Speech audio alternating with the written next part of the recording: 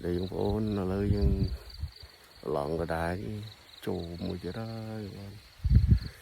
sao khả nát ông ơi để phải mùi bật hàm lang con bấy ơi ngon bấy ơi lột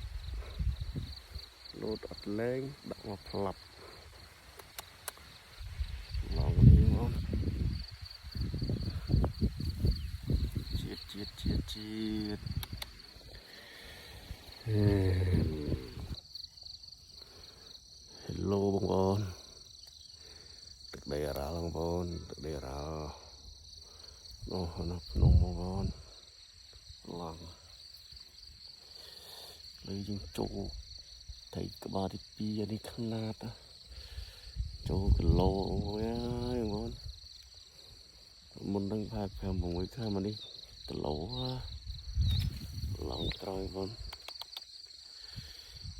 em ngon em